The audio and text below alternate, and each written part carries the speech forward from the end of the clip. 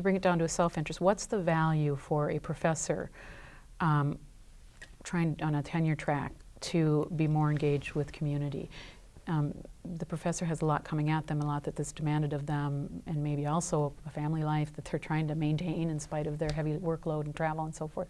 How does that play into the practical day of an educator?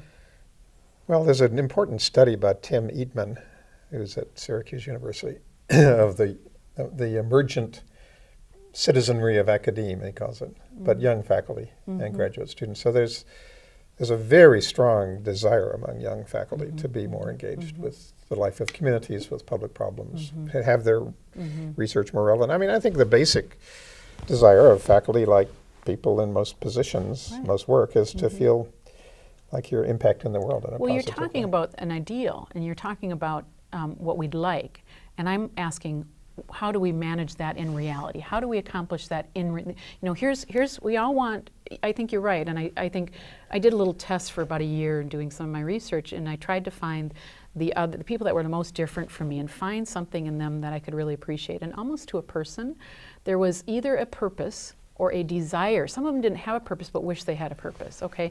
So that's great. I mean, this means we're human. That's good news. So faculty are human, we know this, and that's why they're in the work that they're in. They want to share that. But the reality is our ability to hold that purpose is sometimes really fragmented. Well, I think it's also, not our ability, but our... We've developed cultures which are very privatized. Right. And very siloed.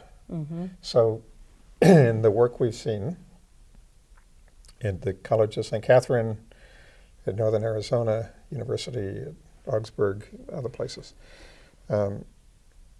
becoming more public often begins with your teaching. Because, teaching is not a topic usually in graduate school. You don't learn how to share your syllabi. You don't learn how to give each other feedback. It's a pretty private activity. Right. But so they're very siloed private cultures, but people aren't necessarily happy with that. It just means you develop different habits and skills, and you find occasions to work on curriculum together